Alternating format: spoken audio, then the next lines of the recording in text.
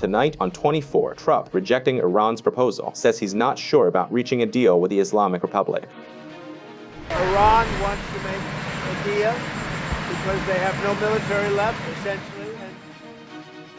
The U.S. president has said she's unhappy with negotiations with Tehran and emphasized that a leadership in Iran is fragmented and fractured. New step for reopening the Strait of Hormuz, initiated by France and Britain. Paris says this plan complements American efforts.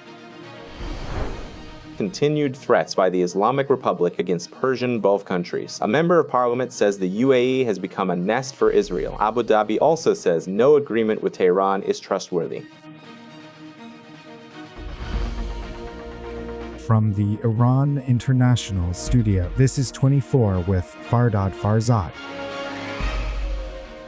Greetings and good evening to Iran International viewers in Iran and around the world. Donald Trump says he's not satisfied with the latest proposals sent by the Islamic Republic and emphasized that negotiations are still ongoing by phone, though he's not sure if a deal will be reached. According to the US president, there are currently only two options regarding the Iranian government, either a deal or heavy bombing.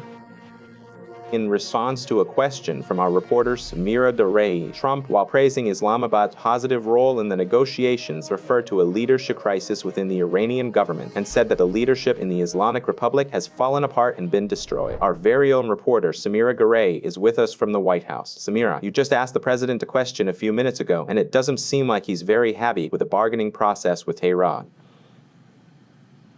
Not at all. And the situation was quite noteworthy because, well, we have been hearing reports about the Islamic Republic's new diplomatic proposals since early this morning, our time here in the eastern U.S. The crucial thing is that they have introduced new proposals, and the terms have significantly changed compared to the initial draft submitted to Pakistani intermediaries just last week. Unsurprisingly, Mr. Trump wasn't happy with the revisions. Leading up to this, ever since Monday, O'Brien had been sitting in discussions with the Iranian side, actively working on those proposals. It was officially announced that these updated terms have been submitted to Pakistan, and at 9 a.m. our time here in America, officials stated the Pakistanis had handed the documents over to the U.S. government. However, when Mr. Trump essentially emerged to speak to the gathered reporters, it was abundantly clear that absolutely nothing in the diplomatic proposals the Islamic Republic had recently put before him had managed to catch his attention or impress him in any meaningful way. During the conference, he stated very clearly and reiterated several times that he seriously doubted he could ever successfully reach a viable deal with them. He specifically emphasized that they were demanding major concessions and wanting things from the United States that he simply could not agree to. Following that exchange, I also asked Mr. Trump a question regarding the Islamabad discussion held last week. During that particular summit, Mr. Trump initially came forward and stated that he would willingly extend the ceasefire. Yet, in a sudden reversal, he then announced that he wouldn't send his team. After 18 hours of flying, there is simply no need for them to go all that way across the globe and then, could have flawed paper in front of us that is ultimately no good to us. I directly asked him if this time around, given these interesting new proposals that have just been received, he is willing to send his negotiating team over to Islamabad. Let's go ahead and hear Mr. Trump's actual response to this. We have great respect for the nation of Pakistan and the historic city of Islamabad. Furthermore, we also have profound respect for the Prime Minister and the highly esteemed Field Marshal. They continue to work very closely with us on these matters, but as everyone understands, this is an exceptionally long and complex trip to coordinate. Because of these logistical realities, we are currently handling absolutely everything in terms of our high-level negotiations by phone. They have certainly tried their best to make progress, but frankly, I am not sure they will ever actually get there. There are simply a lot of deep-rooted disagreements at play. Meanwhile, when examining the broader region, the leaders of Iran have a tremendous amount of trouble getting along with each other. The political and military leadership is deeply fragmented right now. Instead of a unified front, there are 2 or 3 distinct factions, maybe even 4 separate groups. Ultimately, this represents a very uncoordinated leadership, making diplomatic resolutions quite difficult. However, they all want to reach an agreement, but their situation is completely messed up.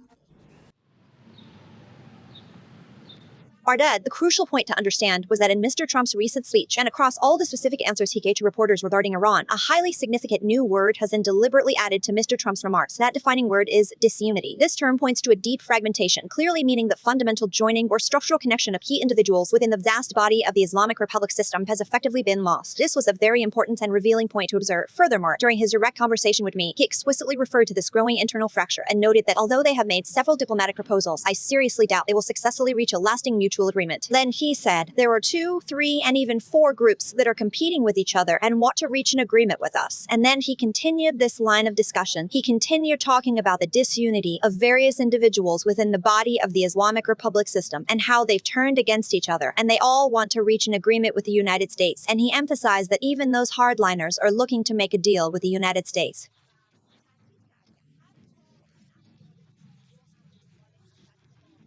It is still not entirely clear exactly who these 3 or 4 distinct factions Mr. Trump is talking about actually are. Here in the mainstream US media, a very specific political dichotomy has been artificially created and widely circulated. In this simplistic dichotomy, the IRGC, or the Islamic Revolutionary Guard Corps, which is currently being talked about a great deal here in Washington, is firmly placed on one extreme side. Meanwhile, figures such as Khalava, Farakchi, and Pezeshkian are presented as far more moderate, pragmatic leaders on the opposing side. While this is exactly what the traditional media consistently portrays to the public, we recently heard Mr. Rubio's administration's remarks on the matter, and he fundamentally disagrees with this misleading framing. Now, Mr. Trump is even talking about 3 and 4 separate factions, specifically highlighting a profound disunity and lack of coordination among these individuals. At the exact same time, he explicitly referred to a highly crucial briefing he had yesterday right here at the White House. He met directly with Daria Cooper and General Dunford, the esteemed chairman of the Joint Chiefs of Staff. That intensive strategic meeting lasted for exactly 45 minutes. Key members of the U.S. National Security Council team were also present in the room to provide guidance. During this closed-door gathering, various tactical military options were formally presented to Mr. Trump for significant major explosions to occur. That was the precise term he used to describe the situation. We know that in yesterday's critical meeting, there was extensive talk about launching very heavy and short-term mining attacks. Several strategic options were officially presented to Mr. Trump. He referred to this briefing and bluntly said, either we can go in there and completely blow everything up, or we can somehow reach an agreement. We are currently seeing what we ultimately want to do moving forward. But at the same time, he was constantly talking about how he fundamentally can't make a deal. He insisted there is absolutely no agreement to be had, expressing his belief that the Islamic Republic simply cannot reach a point where it can genuinely agree with the United States. Let me also take a moment to mention another highly noteworthy point. We just heard this important update directly from our Defense Department officials earlier today, and that is that the USS Boxer Amphibious Task Force has also entered the designated region today. Thank you, Samira Karai from the White House in Washington, D.C.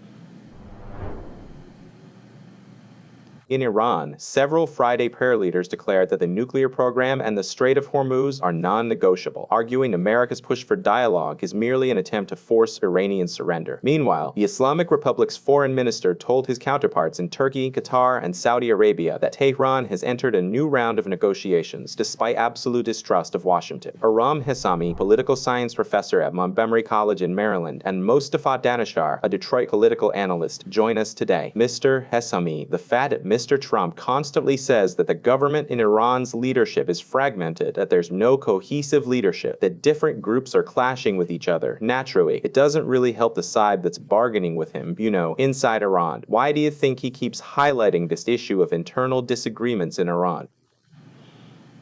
I think some of it is projection, actually, about blaming the Islamic Republic and saying that our leadership has changed and there are disagreements. Our attacks have had an effect, and this narrative or story they like to tell, that this has happened and Iran is weak and can't make decisions.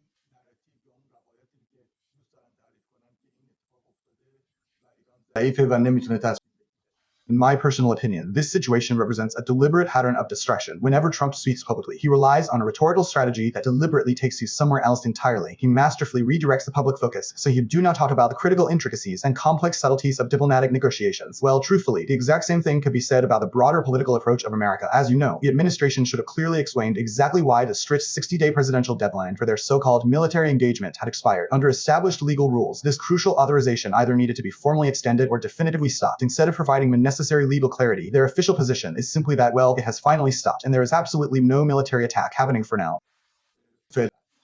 So, or when, for example, he talks about the complex intricacies of uranium enrichment, we have to consider the broader context. As you know, one of Wyckoff's previously proposed diplomatic packages allowed for limited uranium enrichment within Iran to continue or exist for strictly humanitarian and medical purposes, whereas Trump explicitly says, I don't know about it, and even if I did, I wouldn't have agreed under any circumstances. Well, in my personal opinion, this deliberate stance is simply part of a calculated negotiation tactic. There's this intentional projection being created that someone else is entirely to blame for the current stalemate, and we are just trying to solve this ongoing crisis. That is precisely how I see it. Mr. Danashar, during this time, it's been like a roller coaster with many ups and downs. I mean, there have been many times we thought we were on the brink of war. Again, we felt like we were getting closer to negotiations and an agreement, and then the opposite. But now, considering the new assets the Americans have moved to the region, and considering the approach we're hearing from the Persian Gulf countries, specifically from the United Arab Emirates, and even the things we're hearing from Iranian delegations, well, they don't really smell like an agreement. Do you truly believe that we will probably see a major global confrontation, like another devastating war, breaking out again somewhere in our relatively new future?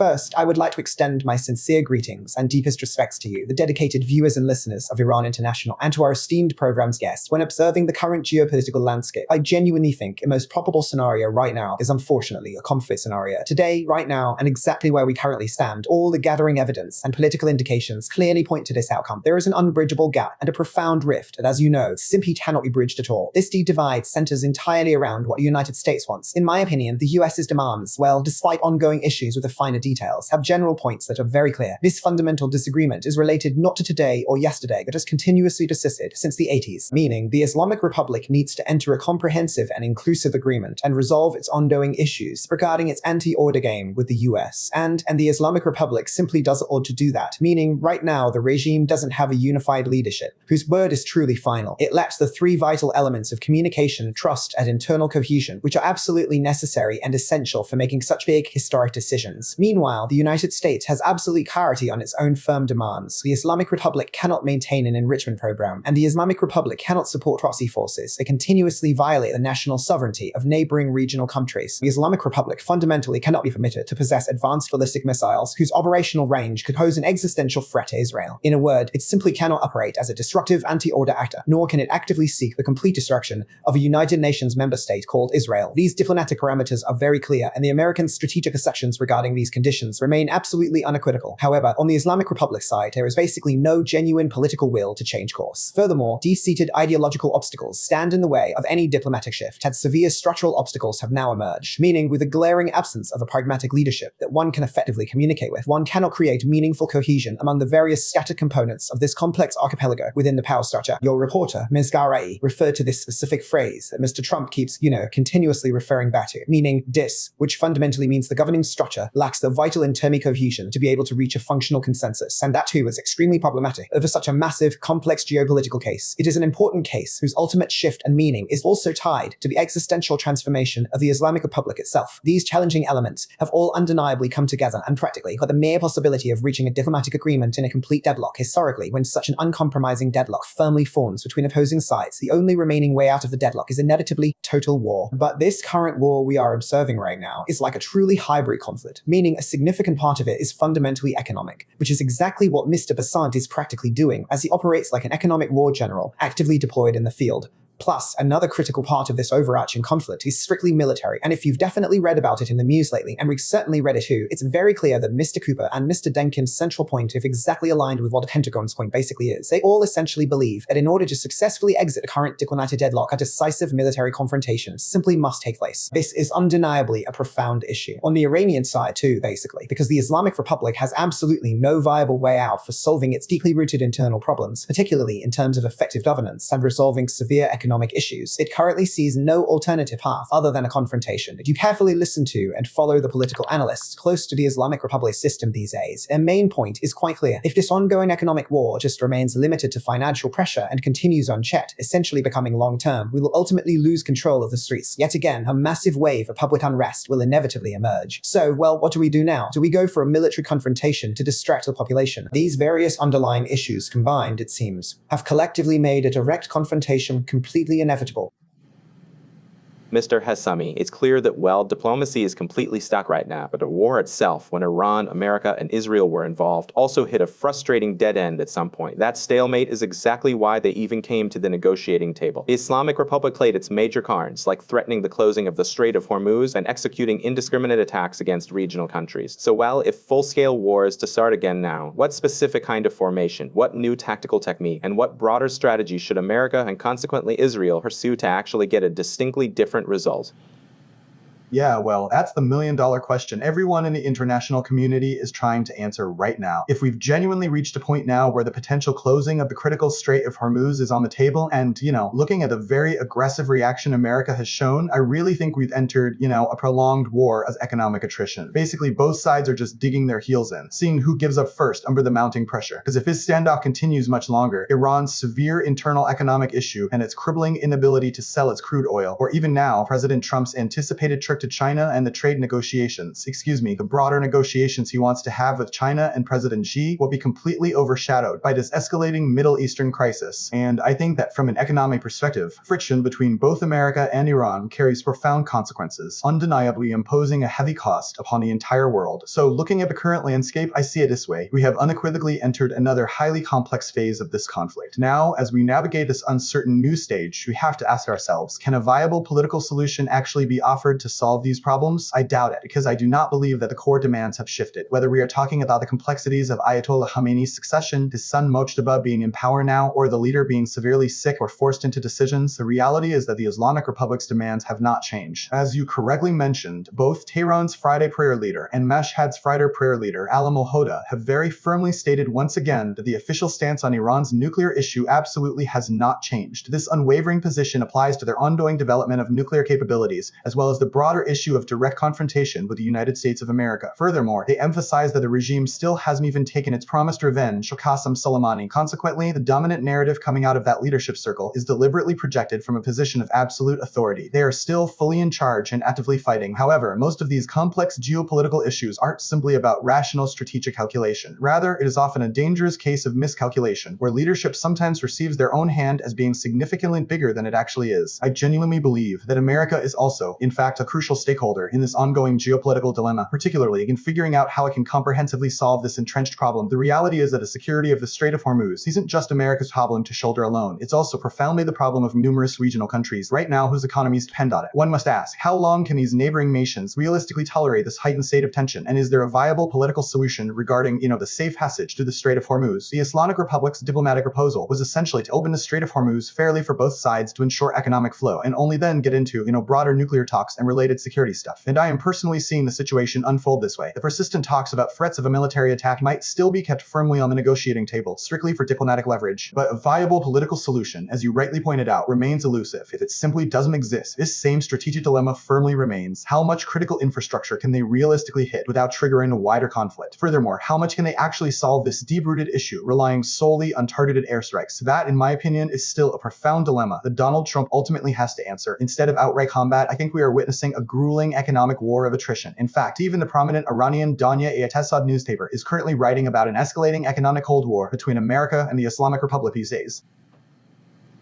Mr. Danishkar, one blow that both sides felt the pain of, perhaps even more than an all-out war itself, was the closing of the Strait of Hormuz. The regional and global economy suffered when Iran closed it, and now that America has closed it to ships going to and from Iranian ports, the Iranian side is clearly feeling the pain.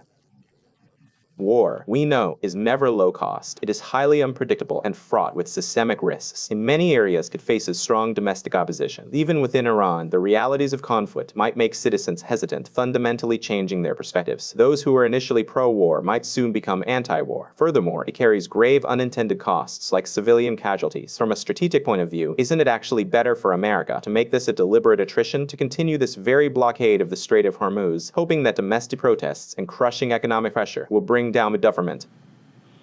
Look, I think that if this prolonged geopolitical standoff drags on beyond a certain critical point, my main point isn't that the United States will fundamentally abandon this current economic option altogether. Rather, Washington will strategically choose to use it directly alongside a credible military option to make this ongoing economic blockade significantly more painful and crippling for the Islamic Republic. You have to understand that a strict economic blockade acting alone, from the hardened perspective of the Islamic Republic's leadership, is not only, highly tolerable, but perhaps even politically desirable for their internal narrative. Meaning that in the absolute worst-case scenario they currently envision, severe financial hardship merely leads to the emergence of widespread public street protests. Well, as history has shown, those street protests, according to their cynical calculations, are ultimately resolved with swift, bloody suppression by well-equipped state security forces. Because the protesters do not possess a unified leadership structure and are not cohesively organized, they lack clear organization from the Islamic Republic's calculated perspective. Consequently, a deliberate strategy of stalling and purposefully buying time serves the regime's interests perfectly. By letting severe economic issues issues transform into a prolonged war of attrition. They weaponize rising financial costs and mounting public dissatisfaction. When considering upcoming distractions, such as a highly anticipated midterm elections and a global spectacle of the World Cup, the strategic calculations of Islamic Republic officials become exceptionally clear. From their viewpoint, this delayed approach is not merely acceptable, but highly desirable. In fact, key officials actively push towards it. They firmly believe Mr. Trump will eventually grow frustrated because he sought a quick, lightning-fast political victory that has not materialized. They assume he will ultimately give up and abandon his efforts entirely. But the underlying reality is that this protracted situation is absolutely not desirable for the Americans, and it is especially problematic for the critical third element of this complex geopolitical equation, which is Israel.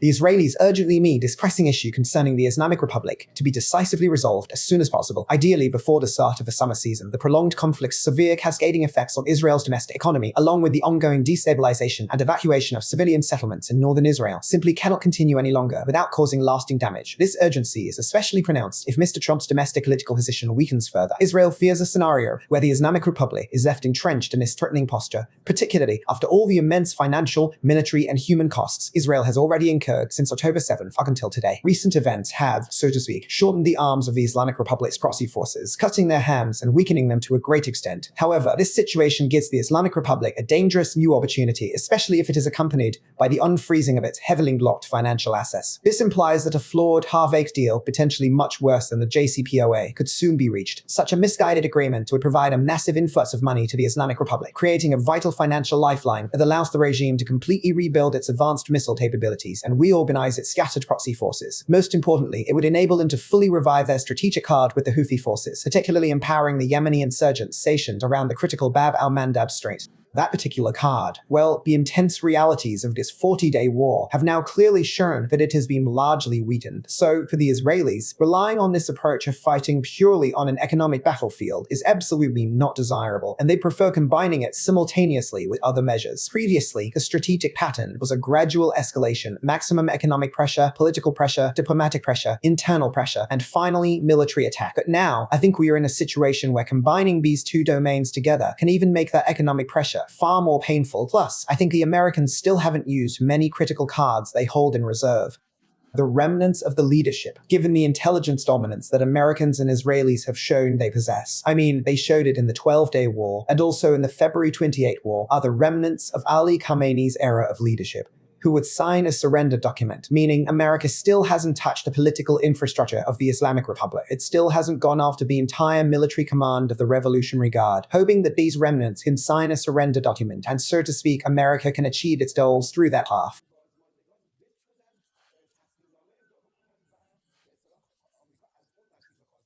I think the Americans still have many cards in the area of military attacks and battlefield confrontation.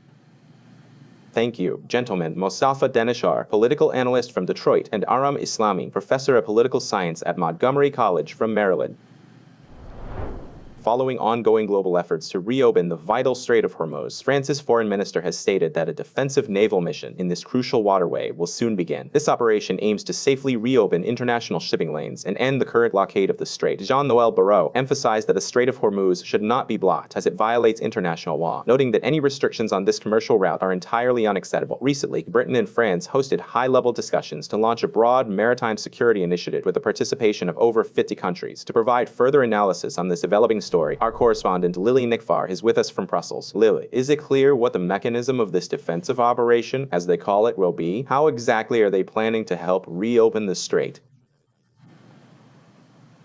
Mr. Barra is publicly stating today during his official diplomatic trip to Abu Dhabi that the overall planning for the initiative has essentially been completed. However, when reporters aggressively press him for specific information, he states that he cannot provide any further concrete details at this stage. To clarify his remorse, what he is actually referring to, he explains, he said a framework has reached a highly advanced stage of development. It's savvy how the precise military composition of this crucial mission should be structured, or which allied countries genuinely want to take on these military escort missions to commercial ships, simply hasn't been publicly announced or isn't completely known just last. Overall, they've mentioned a few things so far, that 50 countries participated in these discussions, but a number of countries that have agreed to be part of this mission isn't known yet. Today, Mr. Barra says that more than 10 countries have declared their readiness. We also know that the composition of countries isn't just European nations. We know that some Asian countries and Persian Gulf countries are also likely, according to them, to participate in this mission. The services that this mission, in fact, the goals that this mission aims to pursue are these.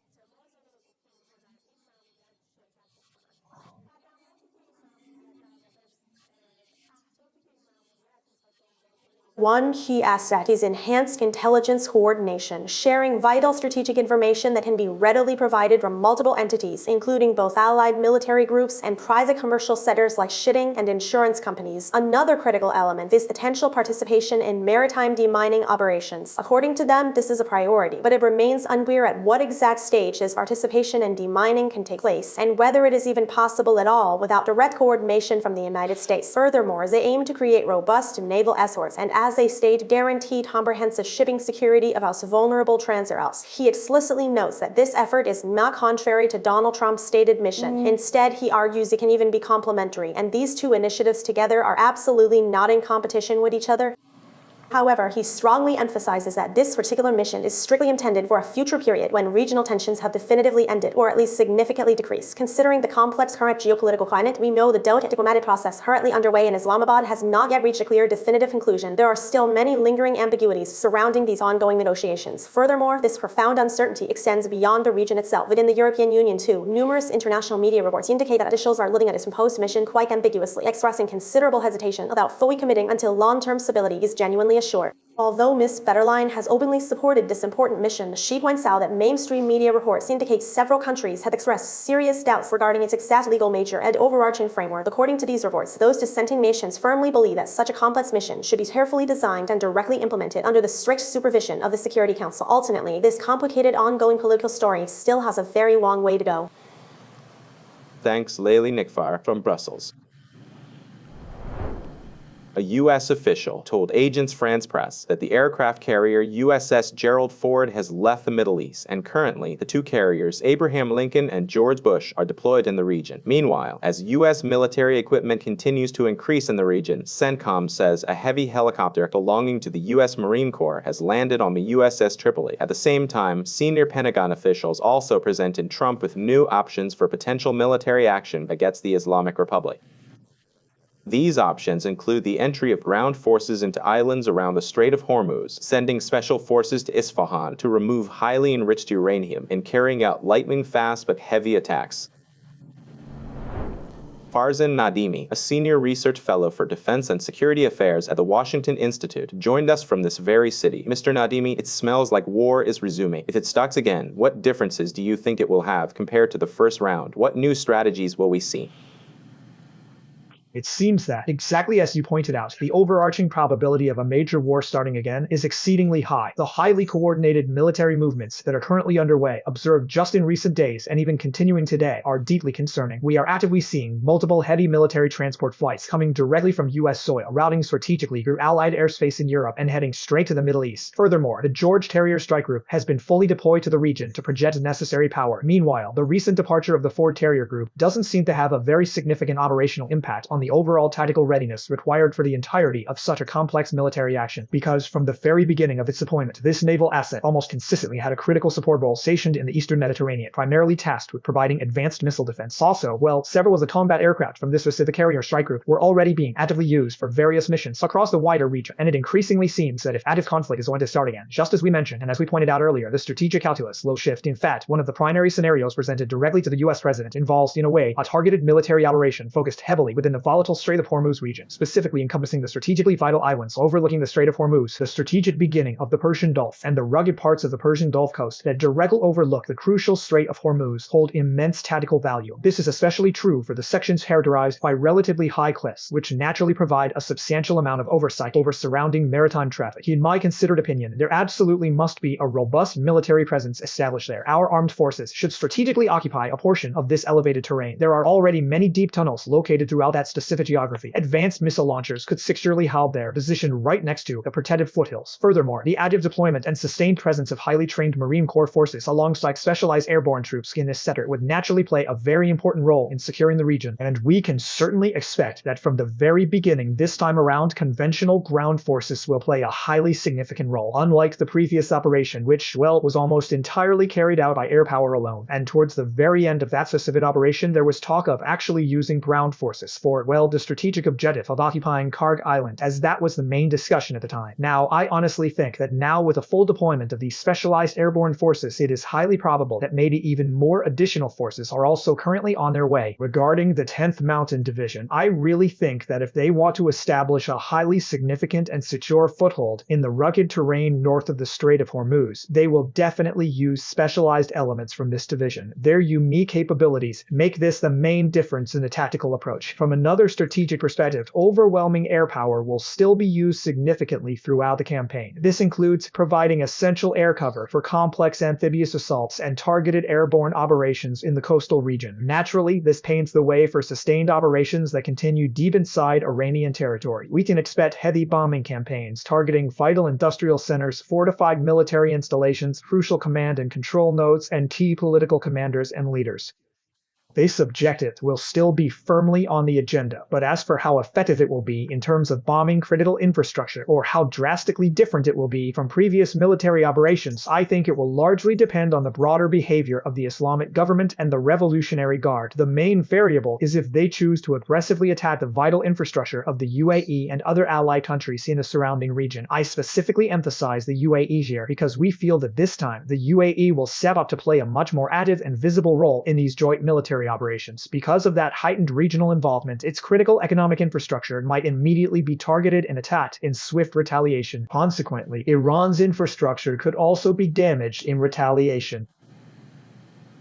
I'm glad you mentioned the UAE, because actually, that's exactly what I wanted to ask her about. One of the factors that perhaps isn't really discussed much these days are the Persian Gulf countries, which have practically been taken hostage in this war. Whether during the main war itself and the exchange of fire, where they took a lot of fire from Iran, or even during Iran's blockade of the Strait, paying a heavy price, especially countries on the other side of the Strait of Hormuz, like Bahrain, Kuwait, and Qatar.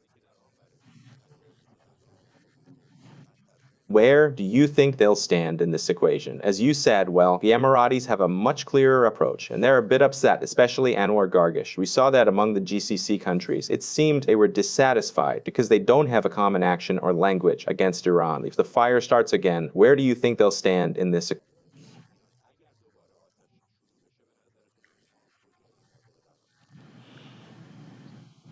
In my opinion, these nations will undeniably find themselves right in the strategic center from the very start. This is primarily because, well, the Islamic government clearly recognizes the incredibly important role that applying sustained pressure on these neighboring countries can play in their broader strategy. They are motivated by two distinct geopolitical goals. First, they aim to deliberately divert a significant portion of America's military capabilities and attention towards this region, thereby stretching U.S. resources thin. Furthermore, they want to try again, even though they were not very successful the first time around, to actively create a damaging rift in the current diplomatic dynamics. By sowing discord, they hope to shatter the fragile solidarity that somehow continues to exist among the regional countries, ultimately causing their unified front to break apart entirely. These countries are very upset with the United States too, which has, after all, created a situation and now might just up and leave at any moment, leaving those countries to face Iran. Do you think they'll get involved?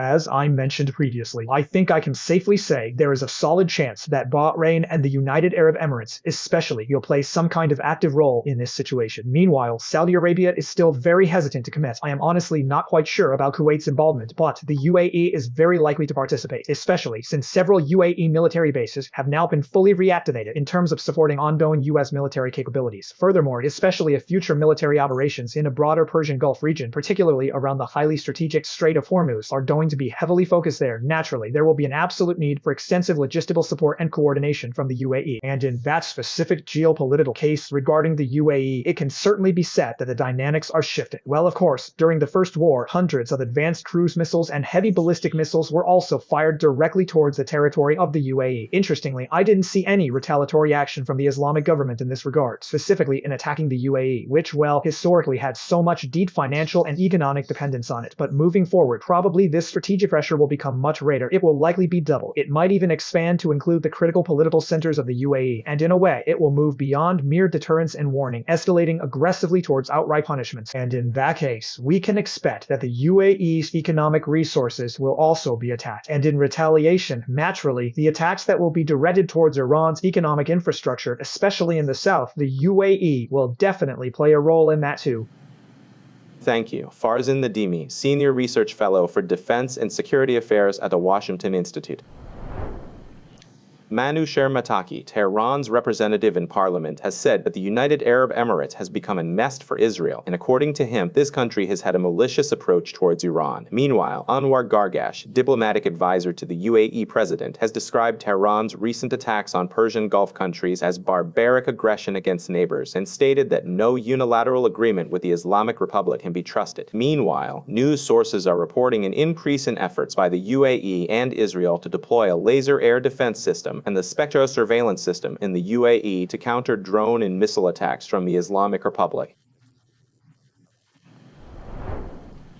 Ali Sadzadeh, a prominent Middle East analyst, joined us from Frankfurt to discuss the escalating geopolitical tensions. Mr. Sadzadeh, it seems that the UAE, of course, was caught in the middle of this Iran-US conflict in the first round too. However, it is increasingly taking on a visibly more hostile role towards the Islamic Republic. As active fighting starts again in the region, how likely do you think it is that the Emiratis will get directly involved? And considering they host many international citizens and multinational companies, essentially serving as a major regional international hub, how vulnerable are they if Iran decides to launch more extensive retaliatory attacks? It is increasingly clear that the UAE will inevitably get involved in regional security matters. I'm almost certain that the UAE will actively enter any future war if a broader military confrontation happens in the region. Mr. Gargash's public statements today were remarkably decisive and left little room for any ambiguity. He explicitly said, "We won't allow the critical issue of the Strait of Hormuz to be resolved unilaterally by external actors," meaning we inherently have a definitive say in what the strategic future of the Strait of Hormuz will be, given its immense importance to global oil and trade trends. Furthermore, if what the Times of Israel has recently written is true, and given the current climate it certainly seems like it is, then our strategic alignments are deepening. The report indicates that Israel is actively seeking to deploy its most advanced laser defense system, which is entirely Israel's own proprietary technology, directly in the UAE to effectively counter emerging regional aerial threats. In fact, the geopolitical perspective of Israel has fundamentally changed in recent years, meaning Israel actually sees the United Arab Emirates as a robust, forward-looking country, very much like its own, recognizing it as a similarly defensible and strategically vital partner in a volatile region. Furthermore, those persistent diplomatic warnings that Prime Minister Benjamin Netanyahu always gave to the Arab world, specifically arguing that we are not your main enemy, your true and most dangerous enemies are the Iranians, are actually coming true and being widely acknowledged now. The shifting dynamics validate this long-standing narrative. Another critical issue at play is that the UAE is actively and comprehensively preparing itself defensively and diplomatically. If a future regional war occurs, the UAE is decisively preparing itself to prevent any so-called half-baked or superficial negotiation processes from taking place, because there is absolutely no trust anymore between these nations. The stark reality was highlighted by Mr. Anwar Gargash's words today, emphasizing that Iran fundamentally betrayed all the Persian Gulfizing actions. And apparently, it has prepared itself for a truly comprehensive confrontation, specifically an economic confrontation and all the severe challenges that entails. We've certainly seen how that has turned out so far, but it has nonetheless entered a comprehensive confrontation. On the other hand, it clearly sees that it's also entirely alone in this daunting endeavor. The harsh reality is, exactly as Mr. Nadimi astutely said, this being alone part is important to Mr. Sadzadeh. Hasn't the UAE put itself in a complex gamble by leaving OPEC and moving into the Western camp through its alignment with Israel and the United States? It has distanced itself from the Cooperation Council. It already lacked good relations with Qatar, but it now faces rising tensions with the Saudis and is also clashing with the Islamic Republic. The UAE lacks Saudi Arabia's local population and Israel's committed citizens, as 80 to 90% of its residents are foreigners. Furthermore, the UAE is located very close to mainland Iran. If the Islamic Republic decides to start attacking commercial centers, how much of these strikes could the UAE truly tolerate? Firstly, Mr. Farahzad, the defining issue with today's wars isn't about the sheer number of soldiers on the battlefield anymore. It is fundamentally about advanced technology. For this precise reason, the UAE is actively seeking to acquire cutting-edge military technology for this modern arena. If the UAE can make itself so capable airwise that it truly possesses the same sophisticated defense shield against Iran's drones and ballistic missiles that Israel currently has, practically speaking, the Islamic Republic won't be able to do anything else. The Islamic Republic simply cannot deploy massive conventional armies there anymore and no longer relies on ground forces in that traditional way, meaning in fact defense becomes everything. No, the discussion was about the local population, because Saudis don't necessarily leave their country, or Israeli Jews don't leave Israel under bombardment, but French, British, Iranian, and other citizens who are in the UAE, if they see the country has become unsafe, well, a large portion of them went there precisely for that security. They might withdraw their capital or even themselves. That is completely true, but we must also recognize that many others will continue to come and establish a long-term presence because the region remains a highly lucrative place for serious investment, meaning the big European and American institutional investors, multinational corporations, and massive hedge funds will not just abandon the UAE that easily or abruptly. It is certainly true that ordinary European expatriates, such as French citizens and other working professionals, might decide to leave the UAE if conditions shift, but people who think strategically and believe in long-term capital growth have a different perspective entirely. Interestingly, I was coincidentally at a private maritime conference somewhere last weekend where the so-called leading experts and risk insurers of Persian Gulf shipping vessels were gathered, and we were talking extensively with them about regional geopolitics. They were mostly senior legal experts and maritime policy analysts, and they were talking in depth about the UAE's so-called strange and highly ambitious decision to essentially take overarching strategic control of the broader Persian Gulf region, with the active participation of Israel and the strategic support of America, and by heavily relying on its immense financial resources alongside the highly advanced technical capabilities it is rapidly acquiring, the UAE is resolutely preparing itself for any scenario. Now, what will ultimately unfold in this volatile region's future remains incredibly difficult to predict. What I clearly see today, however, is that the UAE is actively bracing itself for a full-blown confrontation with the Islamic Republic. It is by no means satisfied with a mere half-day diplomatic agreement. From their perspective, such a superficial compromise simply cannot compensate for the deeply rooted betrayal they have experienced over time, nor can it adequately erase the profound, lingering distrust that has been firmly established between the two sides. They really need to give the UAE 100% assurance that something like this won't happen again, because, you know, it was a really strange experience for them. Thank you. Ali Sadzadeh, Middle East analyst. Regarding the Islamic Republic's ongoing efforts to persistently counter strict international sanctions, a special report by Reuters has highlighted the widespread use of cryptocurrencies to circumvent these economic restrictions. Reuters notes that Iran's largest crypto exchange, Nobitex, was founded and is currently managed by members of one of the country's most powerful political families. The investigative report reveals that Ali and Mohammed Karazi manage this influential platform using the alias Adamir, and this specific company controls approximately 70% of Iran's overall digital currency transactions. Reuters stated that this exchange, with about 11 million users, has been involved in hundreds of millions of dollars in transactions related to sanctioned entities, including the Central Bank of Iran and the IRGC, an issue that this exchange, considers baseless. Simultaneously with this report, the U.S. Treasury Secretary also emphasized that the Islamic Republic, according to him, is the head of the global terrorism snake, and the Trump administration wants to cut off financial resources, including cryptocurrencies, with greater intensity.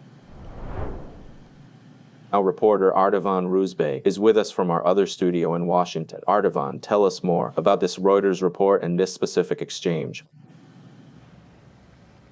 The recent Reuters report is a highly comprehensive and exclusive investigative piece that was meticulously conducted using extensive research, drawing valuable insights even from the company's own internal employees. The most important issue raised in this detailed report is the significant role of the crypto exchange Nobitex in facilitating the transfer of illicit black money for the Islamic Republic. The Reuters report explicitly emphasizes that from mid-2024 to 2025, at least $500 million in cryptocurrencies were covertly transferred by various government-linked structures. Of this massive financial amount, an astonishing $347 million was directly processed by the Nobitex company alone. Nobitex's actual role is, money laundering and moving funds for the IRGC and entities linked to power and intelligence. But these two brothers, Ali and Mohammed Karazi, or Agamir, who tried to ensure no one ever knew them by the name Farazi, in fact, their effort was to show that they have no connection with any government entity. Even these companies, when they were first founded as startups, there were no sensitivities regarding even hijab and so on, and this created a suspicion that they were independent.